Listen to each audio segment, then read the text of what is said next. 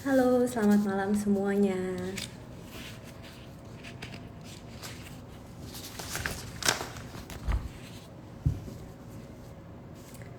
Selamat malam semuanya. Mari kita bergabung dalam acara live hari ini.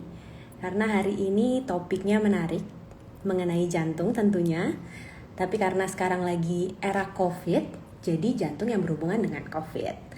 Dan yang lebih maraknya lagi sekarang lagi gempar semua orang mau vaksin, apalagi sekarang ada vaksin massal. Di sini juga di Bandung juga ada vaksin massal. Kira-kira bahaya nggak sih vaksin COVID bagi penderita jantung? Kita akan membahas itu nanti selama sekitar 40 menit ke depan, tapi saya nggak sendiri karena saya di sini hanya bertindak sebagai moderator dan narasumbernya nanti akan hadir Dr. Giki Karwiki, spesialis jantung pembuluh darah melalui edukasi jantung sehat. Kenapa melalui edukasi jantung sehat? Karena acara ini adalah serangkaian acara dari acara edukasi jantung sehat, di mana kita akan sesuai dengan namanya, kita akan membahas mengenai penyakit-penyakit jantung. Jadi supaya yang lain nggak hanya mengira kalau penyakit jantung itu cuma serangan jantung aja kok. Ternyata banyak sekali tipe-tipe dari penyakit jantung lainnya. Seperti yang akan paling dekat yaitu bulan September adalah bulan aritmia atau gangguan irama jantung, atrial fibrillation month. Jadi kita akan banyak membahas mengenai gangguan irama jantung selain juga tentang COVID. Dan untuk live hari ini kita juga nanti tidak hanya saya dan Dokter Gigi saja yang berinteraksi, tapi juga dari penonton, dari viewers boleh nanya juga dan memberikan komen. Karena sayang banget, jadi kapan lagi kita bisa langsung nanya ke dokter jantung tanpa harus ke rumah sakit. Karena sekarang kan semua orang takut kalau ke rumah sakit, takut misalnya terpapar virus COVID atau apa. Jadi segala keraguan kalian, gak cuma kalian, mungkin bisa kerabat, bisa keluarga, itu bisa langsung ditanyakan ke sini. Kapan lagi bisa mendapatkan konsultasi langsung ke dokter jantung? Kita bahas semuanya nanti sesuai dengan pertanyaan-pertanyaan dari penonton semuanya. Nanti sebentar lagi akan bergabung dengan kita Dokter Giki melalui akun edukasi jantung sehat. Kita lihat dulu apakah Dokter Giki sudah ada. Oke, sudah ada Dokter Giki akan saya. Selamat malam Dokter Giki. Selamat malam Giki.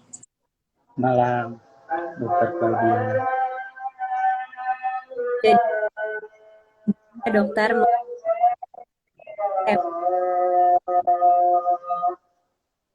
kira-kira kita akan membahas apa dok? Jadi kita akan membahas mengenai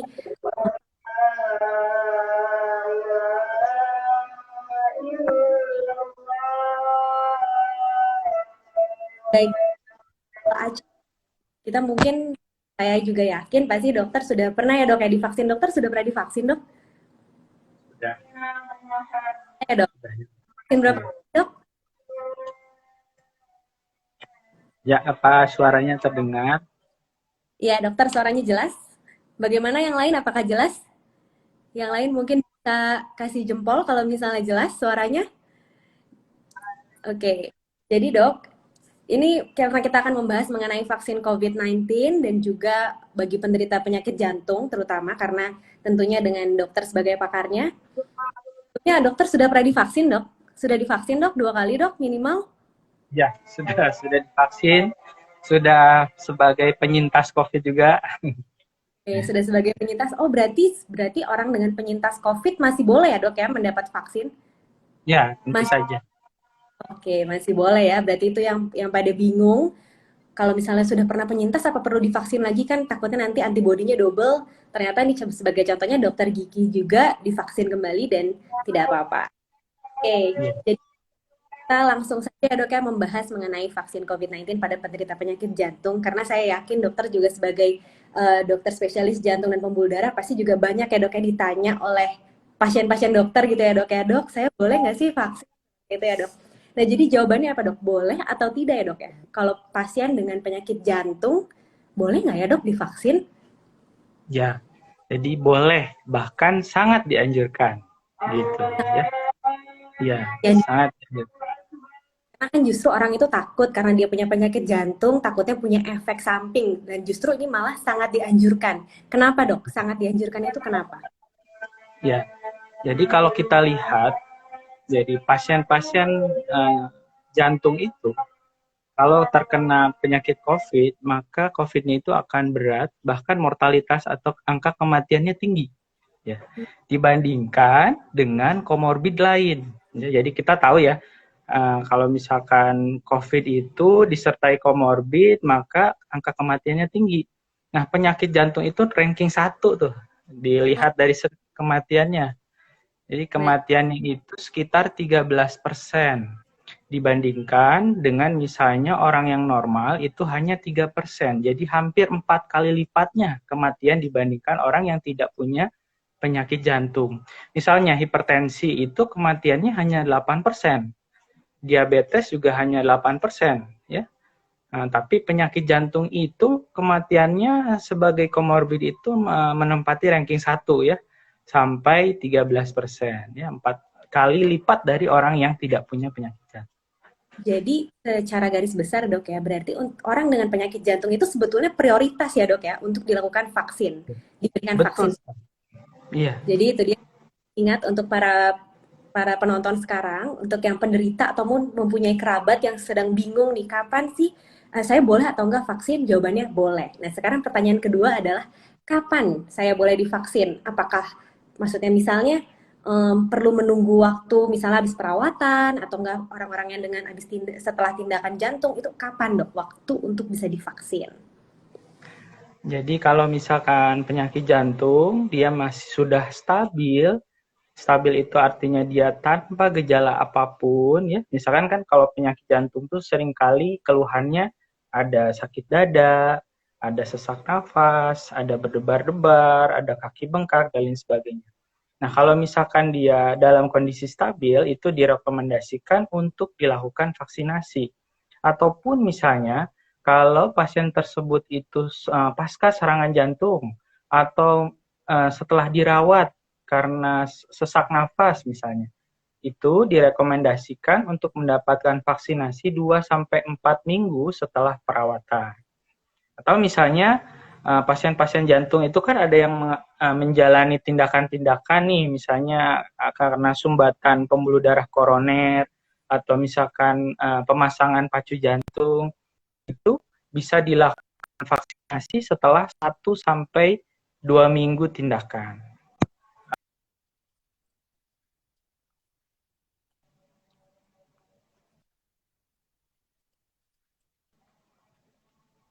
Oke, baik. Jadi tadi dikatakan apabila stabil dan tadi gejala stabil itu adalah tidak sesak. Sesak yang ini seperti apa ya, Dok? Apabila misalnya pasiennya merasa saya kalau ke kamar mandi atau saya naik tangga satu lantai itu sudah sesak. Apakah itu dianggap yang stabil atau tidak, Dok? Sebetulnya. Ya, stabil itu adalah subjektif dari pasien ya. Jadi kalau misalkan pasien masih bisa melakukan aktivitas, maka itu dikatakan stabil. Oke. Jadi bisa melakukan aktivitas sehari-hari sesuai dengan misalnya sehari-harinya adalah ibu rumah tangga, jadi dia bisa melakukan aktivitas rumah tangganya, misalnya nyapu, ngepel, ataupun misalnya mandi seperti itu tidak sesak dan ini merupakan salah satu tanda yang stabil, jadi bisa untuk dilakukan vaksinasi. Dan tadi juga dokter sudah bilang ya dok ya, pasien-pasien pos tindakan pemasangan ring jantung, tapi untuk ada nggak sih dok tindakan tertentu yang tidak boleh gitu. Jadi pasiennya pos tindakan sesuatu dan tidak boleh itu apakah ada atau semua tindakan dari jantung itu boleh tinggal menunggu 1 sampai 2 minggu saja. Ya, sebenarnya kalau untuk penyakit jantung sendiri itu tidak ada kontraindikasi untuk pemberian vaksinasi. Tapi memang setelah tindakan itu kan ada proses peradangan, inflamasi sampai kekuatan tubuh atau imunitas tubuh siap untuk menerima vaksinasi. Makanya dipertimbangkan untuk menunda setelah tindakan 1 sampai 2 minggu. 1 sampai 2 minggu. Tadi kalau yang pos perawatan ditunggu 2 sampai 4 minggu ya dok ya. Kalau misalnya pasien misalnya ya dengan serangan jantung ataupun dengan misalnya gagal jantung akut, sesak nafas yang sampai harus dirawat, ditunggu 2 sampai 4 minggu. Tapi tetap boleh untuk dilakukan.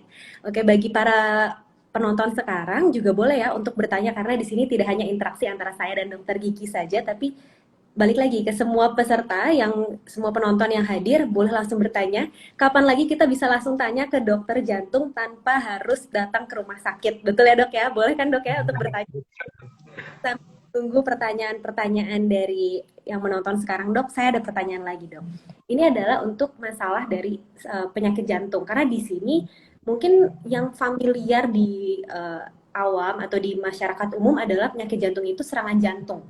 Selain serangan jantung kan pasti ada penyakit-penyakit lain ya dok, misalnya gangguan irama jantung atau apa, dan itu yang di sini yang dimaksud boleh untuk vaksin apakah semua penyakit jantung atau bagaimana dok? Ya, penyakit jantung itu kan dia rentangnya dari bayi sampai usia dewasa ya. Dari anak, kemudian dewasa muda ya, sampai kemudian usia tua. Memang yang paling banyak itu adalah penyakit jantung koroner ya, kemudian juga pembengkakan jantung ya, kemudian gangguan irama jantung ya, kemudian termasuk juga diantaranya misalnya hipertensi ya. Kemudian penyakit kardiovaskular lain misalnya ada penyumbatan di arteri di kaki ya, misalnya seperti itu. Darah di paru-paru atau di pembuluh darah vena di kaki atau DVT. Nah, itu adalah semua penderita-penderita jantung yang memang direkomendasikan justru untuk mendapatkan vaksinasi COVID.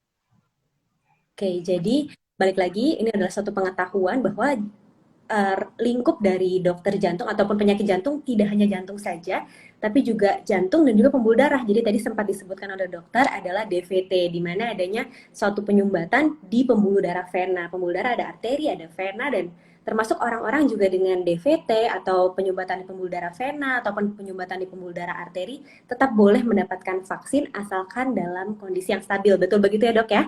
Betul sekali.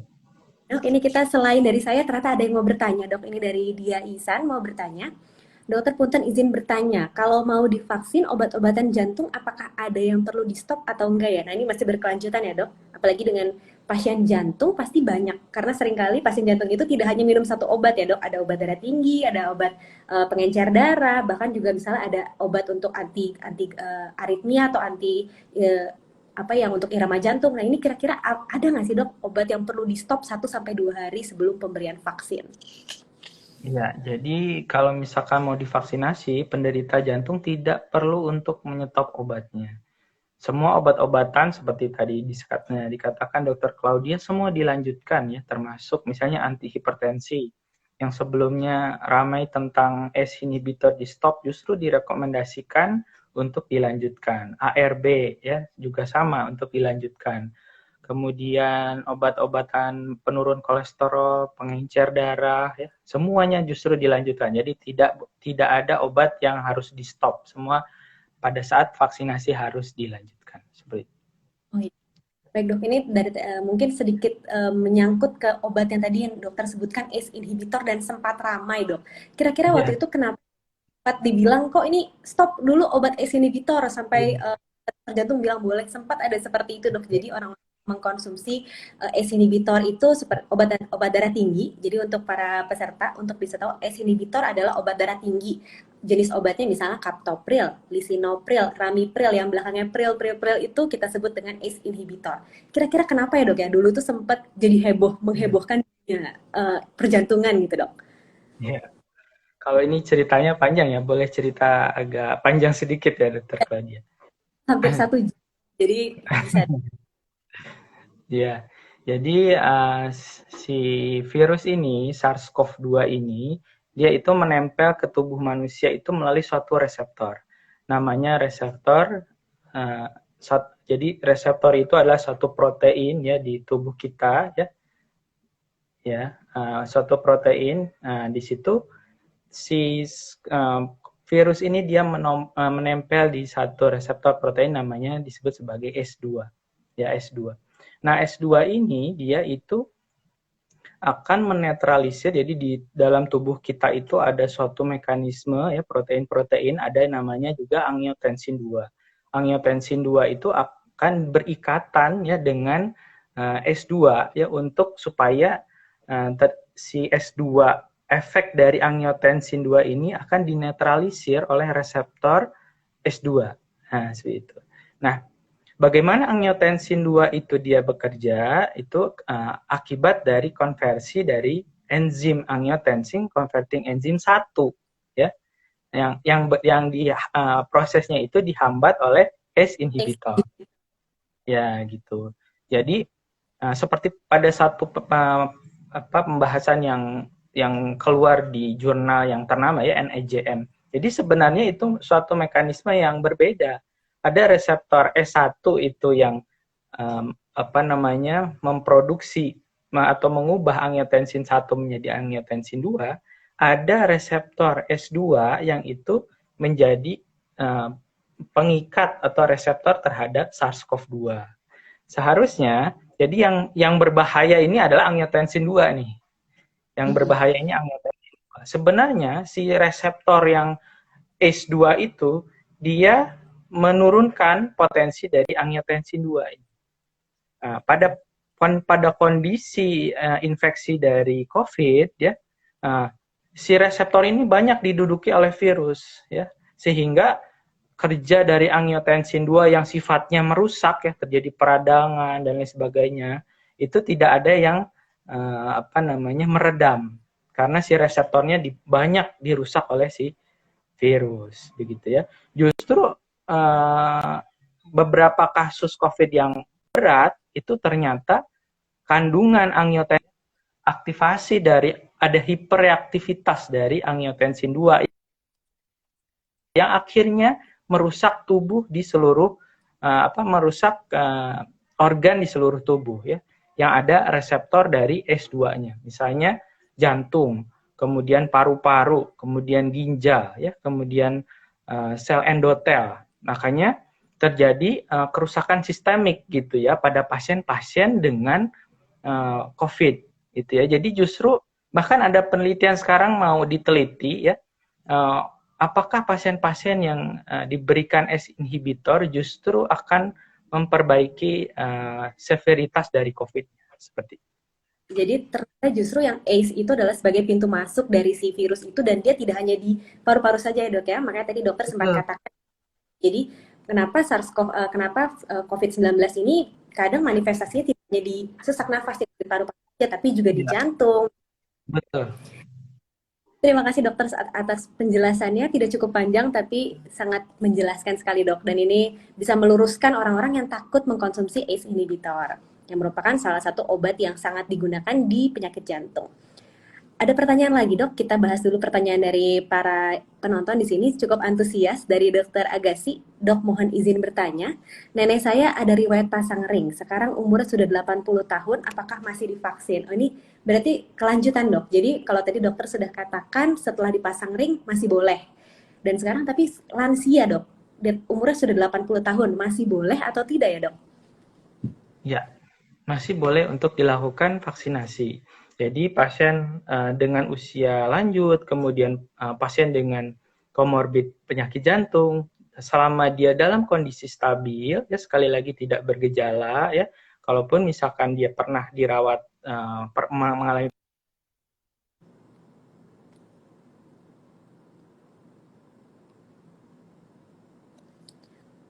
Ya, apakah sinyal dari saya atau mungkin dari dokter Gigi, mungkin dari penonton bisa memberikan komentarnya kira-kira dari sinyal dari saya atau mungkin dari dokter Gigi yang kurang bagus mungkin ya. Kita melanjutkan sambil menunggu mungkin dokter Gigi terputus. Jadi kita akan mencoba menunggu dokter Gigi untuk kembali join lagi. Tadi mungkin akan dibahas. Jadi kalau dari kita merangkum, berarti untuk penderita penyakit jantung boleh untuk dilakukan vaksin. Yang kedua, kapan untuk boleh dilakukan vaksin? Yang pertama, tadi menunggu stabil. Stabil itu apa? Berarti dia tidak ada gejala-gejala, misalnya sesak nafas, dan juga ada nyeri dada, seperti itu. Dan pasiennya masih bisa melakukan aktivitas sehari-hari. Dan pasien-pasien pos perawatan jangan takut untuk divaksin, tapi menunggu 2 sampai 4 minggu. Dan juga untuk pasien-pasien dengan pemasangan ring jantung, misalnya seperti itu, menunggu 1 sampai 2 minggu. Karena tentunya setelah tindakan biasanya ada respon tubuh untuk memperbaiki jaringan-jaringan yang rusak seperti itu, jadi harus menunggu 1 sampai 2 minggu. Seperti itu. Kita masih menunggu dari dokter Gigi lagi untuk kembali join. Apakah sudah join dari dokter Gigi? Ternyata banyak juga ya yang antusias dan bertanya. Ini dari tadi pertanyaannya sudah banyak sekali dan tentunya akan tetap saya catat dan pasti akan dijawab. Ini juga ada yang bertanya mengenai penyakit jantung bawaan boleh atau tidak. Ada juga yang bertanya, oh ini tadi sudah dijawab ya, untuk obat pengencer darah seperti itu boleh atau tidak. Kalau tadi dari jawaban dokter Gigi mengenai obat untuk obat jantung, semuanya boleh. Tidak ada yang perlu dihentikan, termasuk juga obat pengencer darah. Mungkin yang perlu diperhatikan untuk obat-obat pengencer darah adalah misalnya warfarin seperti itu. Mungkin dari level untuk pengguna-pengguna warfarin mungkin tahu ya. Jadi biasanya penderita warfarin diperiksa terus untuk INR-nya seperti itu. Jadi mengkontrol dari INR-nya seperti itu. Dokter Gigi sudah hadir lagi. Kita akan kembali live bersama Dokter Gigi.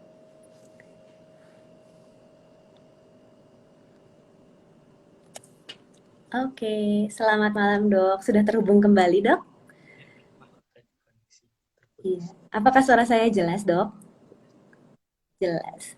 Oke, ini dok, tadi saya sudah sedikit merangkum dari perbincangan kita tadi kurang lebih sekitar 20 menitan dok. Dan kita mungkin kita akan melanjutkan ya dok ya ke pertanyaan berikutnya dok. Pertanyaan berikutnya ini tadi, kalau tadi terakhir kan pertanyaan dokter mengenai lansia tetap boleh untuk divaksin. Walaupun lansia dan juga pasien dengan penderita dengan riwayat pemasangan ring tetap boleh divaksin. Nah sekarang pertanyaannya adalah kalau tadi dokter sempat menyebutkan bahwa jantung itu tidak hanya jantung koroner saja. Berarti juga bisa, penyakit jantung itu juga bisa diidap oleh anak-anak dok. Seperti misalnya penyakit jantung bawaan dan bahkan bisa sampai ke dewasa pasien dengan riwayat penyakit jantung bawaan, seperti itu. Nah, kalau misalnya pasien dengan penyakit jantung bawaan, dok, itu ada kontraindikasi atau tetap boleh dilakukan vaksin, dok? Ya, penyakit jantung bawaan itu seringkali usianya itu kan remaja ya. Usia misalnya 12 atau 17 tahun ya. 17 tahun ke bawah misalnya. Nah, pada pasien-pasien penyakit jantung bawaan atau misalnya penyakit jantung rematik, nah itu juga risiko untuk terjadinya COVID yang berat juga akan meningkat ya. Penyakit-penyakit komorbiditas tentu akan meningkat angka kesakitan dan kematiannya. Sehingga juga direkomendasikan untuk mendapatkan vaksinasi. Ada vaksinasi yang spesifik ya untuk usia 12 sampai 17 tahun ya. Itu jenisnya adalah yang inactivated virus seperti Sinovac ya. Itu sudah ada penelitiannya bahwa pada usia 12 sampai 17 tahun itu dia aman. Tetap direkomendasikan. Ya, jadi karena memang jenis vaksin itu sekarang tidak hanya satu ya dok ya, ada beberapa jenis vaksin. Kalau yang Sinovac itu adalah yang dia inactivated virus, jadi virus yang diinaktivasikan. Tapi ada juga dok yang sekarang mungkin lagi gencar ya dok ya, ada Moderna itu mRNA ya dok ya. Jadi bagian dari RNA virusnya sendiri. Jadi memang ada beda-beda untuk tipe vaksin. Dan untuk penyakit jantung bawaan, terutama pada anak-anak yang di bawah usia 12 sampai 17 tahun, boleh untuk diberikan vaksin, tapi khusus untuk yang Sinovac saja ya dok ya? Sinovac dan Pfizer yang sudah ada penelitian. Sudah ada, jadi sudah sebetulnya bukan benar-benar nggak boleh, tapi kita berbicara berdasarkan bukti dan fakta. Jadi kita punya, oh ini ternyata berdasarkan penelitian ini aman untuk diberikan, sehingga kita juga baru berani ya dok ya untuk bisa bilang, oke ini berarti boleh diberikan vaksin, seperti itu. Oke dok, terima kasih untuk penjelasannya dok. Kita akan penyakit jantung dok, ini juga ada yang bertanya dok. Punten dokter, dari Fitri Nur Aisyah 25. Punten dok, kalau lagi ibu hamil dengan riwayat penyakit jantung boleh divaksin atau tidak? Ada risiko nggak untuk yang muncul dari ibu ke janinnya? Karena selama ini yang sudah itu kan menyusui boleh ya dok. Tapi kalau ibu hamil ini mungkin masih menjadi pertanyaan dok. Dan apalagi kita tahu angka kematian ibu hamil yang sedang terkena COVID juga tinggi. Kira-kira ini ibu hamil plus ada jantungnya, boleh atau tidak ya dok? Ya, jadi kalau kita lihat beberapa rekomendasi dari POGI ya, Persatuan Ahli Obgyn, itu setelah diteliti beberapa vaksin itu ternyata tidak memberikan sesuatu harmful bagi janin. Sehingga tapi memang yang direkomendasikan itu kalau misalkan diberikan vaksin itu lebih dari 12 minggu atau trimester pertama. Jadi Ya, jadi berarti diberikannya di trimester 2 ataupun 3. Berarti aman ya? resiko untuk jadinya cacat janin itu paling tinggi pada periode trimester pertama. Sehingga kalaupun mau diberikan vaksinasi, ya itu lebih dari usia 12 minggu. 12 minggu ke atas ya rekomendasinya. Dan melihat kondisi penyakit jantungnya. Pada kondisi Oke. Ya, terputus-putus ya. jadi Jelas ya. dok, mungkin agak tapi kurang lebih dok, mungkin untuk merangkum apabila salah boleh dikoreksi ya dok ya. Jadi untuk penderita, untuk ibu hamil dengan ibu hamil yang dengan penyakit jantung bawaan masih boleh untuk diberikan vaksin, tapi melewati trimester 1. Jadi trimester 2 ataupun trimester 3. Karena yang kita takutkan kalau trimester 1 itu masih bisa dapat memberikan efek misalnya sampai ke efek yang kurang bagus kepada janinnya. Jadi amannya di trimester 2 ataupun 3. Dan tentunya untuk penyakit jantungnya sendiri, kita mengacu pada jawaban dokter gigi yang awal, tentunya penyakit jantung bawaan ini juga harus dalam kondisi yang stabil ya dok ya. Jadi Betul. tetap tidak sekali, dia bisa beraktivitas sesuai dengan aktivitas sehari-harinya, baru itu direkomendasikan untuk bisa diberikan vaksin. Oke dok, ini juga masih menyangkut mengenai obat sih dok. Karena tadi juga sudah dokter jelaskan kalau orang dengan penyakit jantung mengkonsumsi obat seperti pengencer darah boleh. Tapi ini ada pertanyaan lanjutan dari Patsy.d. Dia bertanya, apabila pasien aktif minum pengencer darah dan pasiennya CKD rutin HD. Jadi dengan komorbid atau penyakitnya nggak hanya satu dok, nggak hanya jantung saja, tapi jantung ada masalah di CKD-nya juga. Dan ini pengencer darah yang berarti kemungkinan kalau CKD rutin HD kemungkinan warfarin ya dok ya minum obatnya. Nah seperti itu kira-kira boleh nggak dok? Ditambah pasien dengan riwayat pasang ring 6 bulan. Ini boleh atau Ya, tidak vaksin? Surat ya. dokter. Ya, jadi kalau pasien-pasien sebenarnya pasien CKD juga itu tidak ada kontraindikasi ya untuk dilakukan vaksinasi. CKD penyakit jantung tidak ada kontraindikasi yang absolut untuk dilakukan vaksinasi.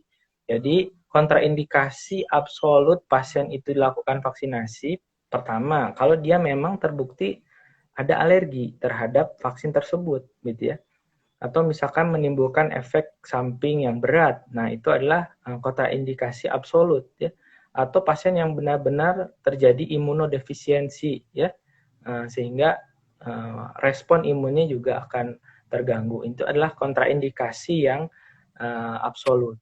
Tapi kalau pasien CKD, pasien penyakit jantung, itu tidak ada kontraindikasi absolut. Jadi masih dibolehkan untuk dilakukan vaksinasi seperti itu. Nah, kalau misalkan dia minum pengencer darah itu kan macam-macam ya. Kalau tadi disebutkan sudah pasang ring, biasanya itu mendapatkan dual antiplatelet ya, misalkan Aspilet, Clopidogrel ya, seperti itu. Ataupun misalkan pengencer darah lain ya yang dia bisa menurunkan resiko stroke pada pasien-pasien dengan atrial fibrilasi atau gangguan irama jantung. Biasanya itu yang sering diresepkan adalah warfarin ya. Nah, kalau Aspilet dan Clopidogrel itu tidak ada masalah, silahkan dilanjutkan saja ya. Silahkan dilanjutkan saja mau dia divaksinasi ataupun setelah tindakan kemudian lakukan vaksinasi boleh dilanjutkan, tidak ada masalah. Mungkin pada saat misalkan divaksinasi dia akan ada kebiruan gitu ya, akan ada sedikit nyeri, sedikit bengkak, nah itu nggak ada masalah. Cuman pada kasus-kasus misalkan yang dikasih dengan pengencer darah tertentu ya warfarin itu perlu dilihat dulu kadar INR-nya ya. Kalau INR-nya terkontrol, maka tidak ada masalah juga untuk dilakukan vaksinasi. Ya, seperti itu. Jadi tadi yang perlu diperhatikan berarti kalau semua obat jantung, karena kan obat ada orang yang kita langsung semua orang pasti bilang obat pengencer darah. Ada padahal obat pengencer darah ada antiplatelet, ada antikoagulan. Yang dimaksud dengan yang semuanya aman itu yang Aspilet atau Clopidogrel dan juga obat-obat lain masih aman kecuali obat untuk warfarin ya dok ya atau anti penggumpalan darah itu mungkin perlu dicek INR-nya dan biasanya orang-orang dengan mengkonsumsi warfarin ini pasti sudah aware ya dok ya dengan mereka sudah lalu cek INR-nya seperti itu dok. Dok pun dan kalau tadi dokter ada menyebutkan yang kontraindikasi absolut adalah orang dengan alergi vaksin. Misalnya orangnya belum pernah sama sekali dok mendapatkan vaksin, dia tahu dari mana ya dok? Kira-kira oh saya alergi dengan vaksin ini, ataukah nggak apa-apa vaksin dulu yang pertama, baru kalau dia ada reaksi alergi di vaksin pertama, baru dia nggak bisa vaksin kedua gitu dok. Ya, kalau kita lihat angka kejadian alergi itu sebenarnya sangat jarang ya. Nah, itu sekitar misalnya 2 kasus per sejuta ya yang dilaporkan seperti itu. Pada beberapa kasus memang pembandingnya 2 atau 10 kasus per sejuta bandingannya seperti itu. Beberapa efek samping yang berat ya seperti AstraZeneca terjadi penggumpalan darah, kemudian vaksinasi yang mRNA menyebabkan miokarditis ya itu rata-rata memang reaksinya itu hanya 17 maksimal 2 sampai 17 per jutaan orang itu ya. Jadi itu resikonya sebenarnya sangat rendah. Ya, sangat rendah. Dia sama seperti misalkan kita minum obat. Nah, alergi terhadap minum obat juga sama. Jadi sangat rendah ya. Nah, adanya efek samping yang berat itu kan tidak menghalangi kita untuk meminum obat kan seperti itu. Sama juga seperti vaksinasi ya. Jadi manfaatnya itu akan lebih jauh lebih baik ya ketimbang bahayanya. Jadi biasanya kita juga mempertimbangkan risk and benefit. Dok, kalau misalnya tadi ada sebutnya pasien dengan komplikasi ya dok ya, di dengan pemasangan ring, dengan CKD, dengan menggunakan warfarin tadi seperti itu, apakah tetap perlu surat dokter? Jadi memang boleh sebetulnya, tapi tetap harus kontrol ke dokter penyakit jantungnya dulu ya dok ya, untuk mendapatkan surat dokter seperti itu ya dok ya.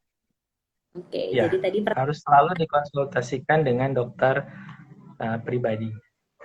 jadi walaupun di sini dikatakan boleh, tapi bukan berarti orang dengan misalnya dengan banyak dengan penyakit yang tidak hanya jantung saja tetap harus konsul dulu ke dokter jantungnya untuk mungkin mendapatkan surat karena dengan demikian jadi lebih aman juga ya untuk para vaksinator seperti itu. Dok ada pertanyaan lagi nih dari Margareta Ginanti. Dok izin bertanya, apakah vaksin betul bisa menyebabkan darah tinggi? Di lingkungan saya marak berita tentang hal tersebut dok, izin pencerahannya. Ini dok sedang marak, ini berarti kayaknya dari WA group ini dok ya sepertinya ya. Ini WA lebih cepat untuk menyebar dan juga informasinya kayaknya kalau misalnya kita menyebarkan informasi lewat WA saja dok. Itu karena lebih cepat kayaknya dok ke Viral. ibu-ibu apa di keluarga seperti itu dok. Kira-kira bagaimana dok? Apakah vaksin bisa menyebabkan darah tinggi? Ya, seringkali waktu kita vaksinasi itu kan seringkali tegang ya, stres duluan gitu ya, sehingga tensinya jadi naik. Jadi mungkin persepsinya pada saat mau divaksin kok jadi darah tinggi seperti itu, karena melihat jarum duluan ya seperti Iya, itu. Tapi ya enggak ya, jadi vaksin tidak akan menyebabkan darah tinggi. Vaksin betul. itu tidak ada komposisi apapun yang dapat menyebabkan darah tinggi. Jadi sebenarnya kan kalau kita lihat vaksin itu isinya beberapa tipe jenis vaksin ya. Itu ada yang misalkan yang Sinovac ya, itu adalah virus yang diinaktivasi atau virus yang mati ya. Kemudian yang AstraZeneca ya, itu adalah protein spike ya, protein yang kalau corona itu kan ada mahkotanya ya. Nah, itu protein mahkota untuk menempel ke kita yang kemudian ditumpangkan ke adenovirus ya. Virus yang dia tidak berbahaya.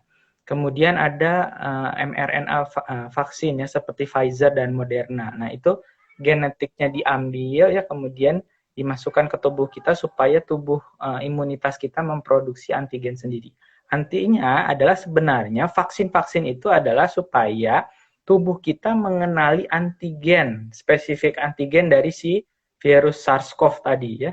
Jadi kalau SARS-CoV aja sudah canggih bermutasi ya, maka kita juga harus lebih canggih lagi ya untuk secara spesifik menembak si SARS-CoV tadi dengan amunisi yang hebat, yaitu satu antibody spesifik terhadap SARS-CoV tadi, sehingga komponen vaksin itu tidak ada yang menyebabkan reaksi misalkan tadi darah tinggi. Mungkin kalau alergi karena bahan-bahan yang membawa dari vaksin tersebut ya, seperti itu. Jadi kepada Margareta Ginanti mungkin bisa membantu untuk meluruskan hoax-hoax yang beredar bahwa vaksin tidak menyebabkan darah tinggi, tapi mungkin gelisah gitu ya dok ya. Jadi dia deg-degan divaksin sehingga memang tinggi. Tapi kalau mengenai hipertensi dok, apakah darah tinggi itu menjadi kontraindikasi dok untuk dilakukan vaksin? Atau mungkin ada tensi tertentu dok yang, oh kalau tensinya segini ditunda dulu vaksinnya, seperti itu. Ada nggak ya dok batasannya dok? Ya, optimalnya memang tensinya kurang dari 140/90. Cuman kalau misalkan seperti tadi, kalau kita mau divaksin kadang udah tegang duluan gitu ya, kemudian tensinya naik jadi lebih dari itu. Nah, biasanya kita tunggu dulu 5-10 menit ya sampai pasiennya rileks ya, kemudian ditensi lagi. Jadi batasannya kalau memang setelah ditunggu rileks masih tinggi ya, batasannya itu sekitar 180/100, mungkin ditunda di kesempatan berikutnya setelah pasien itu mengkonsumsi secara teratur obat-obatan darah tinggi. Berarti bukan tidak boleh mendapat ya dok ya, tapi ditunda sampai tensinya terkontrol. Seperti itu ya dok ya. Oke, dok mungkin ini kalau tadi dokter ada menyebutkan beberapa jenis vaksin. Ada vaksin Sinovac, ada vaksin AstraZeneca. Kalau misalnya seperti itu dok, sebetulnya apakah ada perbedaan dok? Misalnya, oh lebih bagus vaksin A, lebih bagus vaksin B. Karena ini merupakan pertanyaan juga dok, ini dari Megamanda. Seperti itu. Ya, vaksin yang terbaik adalah vaksin yang terjangkau dan tersedia. Ya, karena kita nih selagi cepet-cepetan nih sama virusnya gitu. Jadi Ya, jangan pilih-pilih, yang tersedia aja untuk yang dilakukan tersedia. vaksin. Ya. Dan dia juga biasanya dosisnya juga ada jaraknya dok ya, sekitar 2 minggu seperti itu. Jadi kalau bisa sesuai dengan waktunya dok ya, karena supaya antibodi yang terbentuk itu benar-benar maksimal. Betul begitu dok ya? Iya, kita masih menunggu dokter Gigi. Jadi tadi ya, jadi vaksin itu ada berbagai jenis. Cuma kita di sini bukan saatnya untuk kita memilih-milih vaksin, tapi yang dipilih adalah vaksin yang terdekat dan terjangkau dan bisa kita lakukan vaksin dan boosternya sesuai dengan waktunya. Seperti itu, seperti yang dikatakan oleh dokter Gigi. Baik dok, ada pertanyaan lagi dok. Ini ada pertanyaan dari Upi Kiana. Ini masih mengenai penyakit jantung bawaan dok. Dok, saya TGA, corrected usia 39 tahun. Apa boleh divaksin dan kalau boleh jenis apa? Jadi ini adalah satu penyakit jantung bawaannya ya dok ya, transpositional grade artery. Dan di sini tapi dia sudah dikoreksi atau sudah dilakukan operasi. Dan usia sekarang sudah 39 tahun, jadi kemungkinan besar dia daily livingnya udah bagus ini dok. Nah kira-kira boleh atau enggak dan kalau boleh jenis apa? Gitu. Ini masih ngomongin jenis dok, jadi masih ada yang bertanya tadi. Bagaimana dokter? Ya, jadi berarti kan usianya sudah lebih dari 17 tahun. Jadi tidak ada vaksinasi yang spesifik untuk direkomendasikan. Apa saja boleh ya. Bisa macam-macam ya yang sudah tersedia di kita ya. Sinovac, AstraZeneca, model yang tersedia lah ya. Nah, sehingga semuanya tidak ada masalah selama keluhannya stabil ya. Tidak terkontrol ya, kemudian tidak ada keluhan. Jadi tidak ada vaksinasi spesifik yang direkomendasikan. Seperti tadi dikatakan bahwasanya yang terjangkau dan tersedia ya. Jadi nggak ada masalah. Jadi yang tadi membutuhkan perhatian khusus mungkin yang usia 12 sampai 17 tahun dengan PJB atau penyakit jantung bawaan yang direkomendasikan dan sudah ada penelitiannya adalah Sinovac dan juga Pfizer ya dok ya tadi dok. Tapi kalau sudah di atas usia 17 tahun dan kondisi stabil, apalagi sudah terkorekted, itu boleh untuk menerima vaksin, yang penting terjangkau dan juga dapat dilakukan sesuai dengan waktunya. Ada pertanyaan lagi, Dok. Ini pertanyaannya adalah, oke, dari eh, ini yang mengenai jantung dan dari Indah Firdayani, Dok. Ibu saya ada turunan jantung dan sekarang punya diabetes. Kalau mau divaksin, apakah harus cek dulu kondisi jantungnya atau cukup monitor gula darahnya? Karena mungkin di sini berpikirnya kalau misalnya mau mendapatkan surat boleh vaksin itu dari dokter jantungnya atau dari dokter penyakit dalamnya, karena tentunya kalau diabetes diperiksanya oleh dokter internis, kalau penyakit jantungnya dari dokter penyakit jantung. Kira-kira bagaimana, Dok, penyelesaiannya supaya pasiennya nggak usah bolak-balik gitu, Dok? Ya, jadi memang sebenarnya pada rutin saja kita sebenarnya sudah direkomendasikan untuk medical check up, ya. Medical check up untuk mengetahui bagaimana kondisi jantungnya, bagaimana kondisi kadar gula darahnya, seperti itu. Jadi kita tahu bahwasanya kondisinya stabil itu setelah diperiksa oleh dokter ahli, ya. Baru dokter ahli itu akan merekomendasikan atau bahkan menyimpulkan bahwa bapak ibu itu sudah stabil. Gitu. Jadi alangkah baiknya apalagi sudah diabetes, sudah diketahui diabetes, ya diabetes itu adalah penyakit menahun yang kemudian dia akan berkomplikasi tidak hanya ke jantung, ke ginjal, ke mata dan lain sebagainya. Harus diketahui dulu nih ibu itu sudah dalam kondisi stabil atau enggak semuanya gitu ya. Nah, kalau memang diputuskan stabil, nanti dokter sendiri yang akan merekomendasikan untuk dilakukan vaksinasi. Oke, jadi di sini ke dokternya bukan rekomendasi, tapi untuk mengecek apakah kondisinya stabil atau tidak. Misalnya tadi untuk jantungnya, untuk kelanjutan obatnya, karena tentunya penyakit jantung dan juga penyakit diabetes adalah penyakit yang menahun. Obat tidak boleh di stop begitu ya, Dok ya, dan untuk gula juga tetap harus terkontrol. Seperti itu. Terima kasih dokter atas pencerahannya. Dok, dari tadi mungkin kita membahas, oh iya, semua penyakit jantung terkontrol boleh untuk dilakukan vaksinasi. Tapi dok, mungkin kira-kira apakah bisa dok dijelaskan mungkin ada nggak sih rambu-rambunya, dok? Karena tadi dok kan walaupun sedikit sekali tapi memang ada vaksin terutama mRNA ya, dok ya. Itu dia bisa menyebabkan radang radang pada jantung atau miokarditis. Tentunya baik juga untuk para yang nonton sekarang bisa tahu kira-kira rambu-rambunya itu apa sih, dok, setelah divaksin yang mungkin langsung ke rumah sakit kalau merasa seperti apa gitu, dok.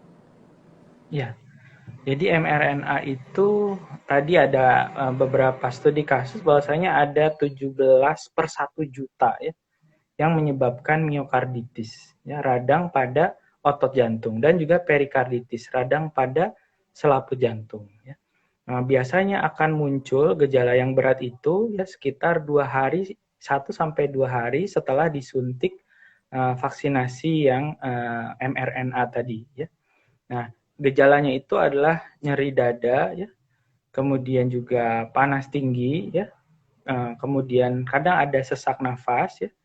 Dan kalau ada gejala-gejala seperti itu perlu untuk dilakukan apa namanya pemeriksaan lanjutan ya 2 hari pasca penyuntikan vaksinasi. Jadi KIPI itu kan 1 sampai 2 hari pasca penyuntikan.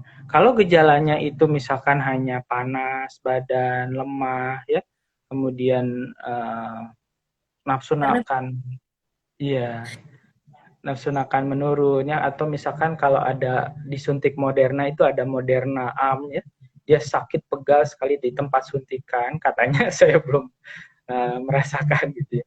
Nah itu adalah KIPI yang memang sering terjadi ya, bahkan dikatakan panas itu sekitar 85% setelah dilakukan vaksinasi Moderna ya, seperti itu. Jadi kalau gejala yang berat itu kalau ada nyeri dada ya kemudian panas badan, nah itu perlu diperiksa lebih lanjut. Tapi studi-studi kasus melihat bahwa miokarditis ini dia sifatnya bisa diobati, ringan dan tidak bersifat fatal ya. Kalaupun terjadi miokarditis pasca vaksinasi tidak fatal ya. Dan mekanismenya ternyata karena beberapa orang itu ada kemiripan ya antara antigen dari si virus mRNA tersebut dengan antigen dari tubuh dia sendiri. Jadi seperti autoimun ya, molecular mimicry. Karena memang tidak terlalu banyak kasus dari miokarditis tersebut. Satu lagi bahwasanya kalau pas beberapa rekomendasi sebelum vaksinasi mRNA vaksin ini tidak boleh melakukan aktivitas fisik yang berat. Ya, itu akan dikatakan akan meningkatkan kejadian miokarditis. Seperti itu. Dok, ini apakah semua orang tidak boleh, maksudnya dibatasi untuk aktivitas beratnya, atau hanya penderita jantung saja, dok? Ya, jadi kan yang direkomendasikan untuk meningkatkan imunitas tubuh itu adalah olahraga ya yang memang sudah reguler, sudah teratur, sudah lama, sudah menjadi kebiasaan ya. Itu aktivitas olahraga yang aerobik yang intensitasnya ringan sampai sedang, apalagi mau vaksinasi. Jangan melakukan aktivitas fisik yang berat. Justru kalau aktivitas fisik berat akan menurunkan sistem imunitas kita ya. Jadi harapannya pada saat kita divaksinasi itu tubuh kita tuh betul-betul fit supaya antibodi yang terbentuk menjadi optimal. Seperti itu. Jadi yang kalau misalnya kita mereka pulang dok mengenai peradangan jantung ini, yang pertama peradangan jantung ternyata kecil sekali ya dok ya, kasusnya 17/1 juta, meskipun ada tapi kecil sekali dok, 17/1 juta, dan tentunya yang dokter katakan ini adalah sesuatu yang reversible dan dapat diobati, seperti itu ya dok ya. Dan biasanya tadi dokter katakan mungkin gejalanya adalah sesak nafas, nyeri dada, dan mungkin apakah berdebar juga seperti itu ya dok ya, Ya, dan betul. dapat dilihat itu sekitar 1 sampai 2 hari, karena itu merupakan waktu rentang kita sebut KIPI atau kejadian ikutan pasca infeksi, seperti itu ya dok ya. Dan untuk orang-orang yang mendapatkan vaksin mRNA terutama diharapkan 2 hari atau beberapa hari sebelumnya itu jangan olahraga berat dulu ya dok ya, olahraga sedang atau ringan saja tidak apa-apa, karena kalau olahraga berat justru bisa menurunkan respon imun, seperti itu ya dokter ya. Terima kasih sekali dokter atas pencerahannya.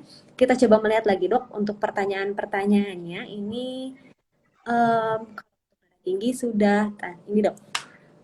Dari Dea Devindra, izin bertanya, kalau pasien dengan riwayat jantung, ada yang perlu disiapkan nggak dok sebelum vaksin, selain mempersiapkan eh, hati juga dok, karena supaya tensinya nggak tinggi kayak gitu ya, karena kan pada tegang kalau kata dokter. Ada lagi nggak dok yang perlu dipersiapkan? Ya, yang perlu disiapkan ya pertama nanti dilihat ya setelah vaksinasi. Pertama memang kondisi dari tubuh kita harus fit ya, harus fit. Misalkan jangan kurang tidur karena mau divaksinasi jadi tegang, tidurnya kurang ya, sehingga nanti tensinya juga akan tinggi ya. Kemudian makan makanan yang teratur ya, yang bergizi ya, dengan vitamin yang bisa meningkatkan imunitas yang spesifik seluler ya. Jadi ada vitamin C, vitamin D ya, kemudian vitamin E, vitamin B ya, makanan yang bergizi supaya pada saat diberikan vaksinasi maka respon dari imunitas kita itu optimal. Sehingga antibodi yang terbentuk pun akan menjadi optimal. Karena kan sebenarnya vaksinasi itu adalah melatih sistem imun tubuh kita itu untuk menghasilkan amunisi, yaitu antibodi. Ya. Maka untuk melatihnya optimal, kondisi imunitas kita juga harus Fit, seperti itu.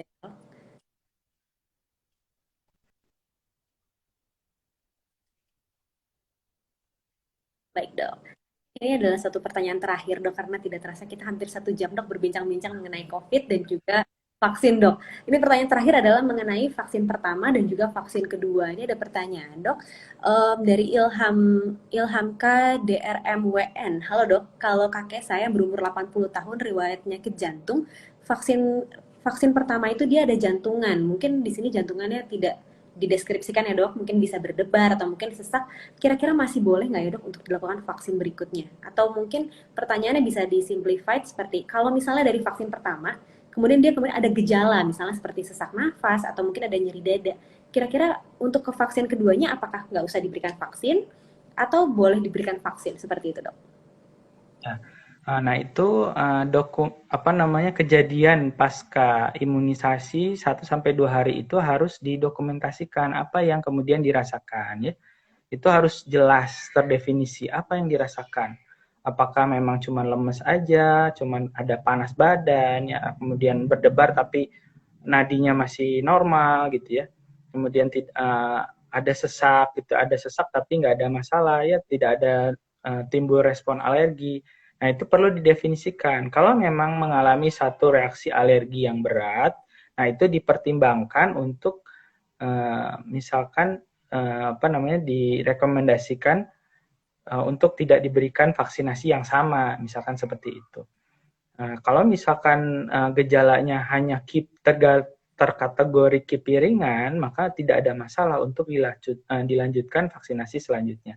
Makanya ini dikomunikasikan kepada dokter pribadi yang merawat apa yang dikeluhkan pada saat penyuntikan vaksin pertama kali. Seperti itu. Juga ya dok ya, kondisi jantungan atau keluhannya itu misalnya setelah 1 minggu dan itu bukan merupakan kejadian ikutan pasca imunisasi, tapi memang ibunya dengan dia memang ada faktor risiko untuk terkena penyakit jantung. Mungkin seperti itu ya dokter ya. Baik, terima kasih Dokter Gigi untuk waktu. Kita sudah 1 jam dok membahas mengenai vaksinasi COVID terhadap pasien jantung. Mungkin dok sebagai penutup, apakah dokter bisa memberikan kesimpulan dan juga apa sih yang perlu diperhatikan bagi pasien-pasien dokter nih, pasien penyakit jantung sebelum dan sesudah dilakukan vaksinasi COVID-19? Ya, jadi merangkum dari awal ya, pasien jantung justru sangat direkomendasikan untuk dilakukan vaksinasi karena akan menurunkan angka kesakitan dan kematian akibat COVID ya. COVID itu kan sekarang ini sudah tidak bisa dihindari ya, sudah berada di sekitar kita ya, maka kalau misalkan dalam kondisi stabil sangat direkomendasikan untuk dilakukan vaksinasi, tentu saja dengan berkonsultasi dengan dokter pribadi ya, untuk nanti dilihat pasca vaksinasi itu apa yang dirasakan, apa ada keluhan KIPI apa, dan itu didokumentasikan dan disampaikan keluhannya kepada dokter pribadi yang merawat. Itu saja mungkin Dokter Claudia. Terima kasih banyak Dokter Gigi untuk waktunya. Jadi bagi para penonton semua jangan lupa untuk tetap divaksinasi COVID dan setelah divaksin COVID jangan merasa diri aman. Tentunya kita masih bisa sebetulnya terkena COVID walaupun mungkin ringan. Jadi tetap menggunakan protokol kesehatan begitu ya dok ya. Baik, Ya, terima betul kasih. sekali. Dan juga mungkin dokter bisa membantu untuk mempromosikan dok untuk acara IG Live berikutnya ya dok ya. Karena tentunya Ya, dengan edukasi sehat dapat di follow untuk edukasi jantung sehat karena sesuai dengan namanya edukasi jantung sehat banyak sekali informasi-informasi mengenai jantung yang akan disampaikan melalui akun edukasi jantung sehat dan tentunya kita akan ada IG live rutin ya dok ya setiap minggu dan puncaknya adalah bulan depan ya dok ada atrial fibrillation ya dan atrial fibrillation nanti di akhir September akan ada Zoom webinar. Baik Dokter Gigi, terima kasih banyak untuk waktunya dan juga untuk informasinya sangat sangat mencerahkan sekali, terutama untuk yang mempunyai penyakit jantung, kerabat ataupun keluarga. Terima kasih banyak Dokter Gigi atas waktunya. Selamat malam semuanya dan terima kasih sudah menonton. Semoga bermanfaat. saya izin live ya, Dokter Ya Claudia. dok. Terima kasih banyak.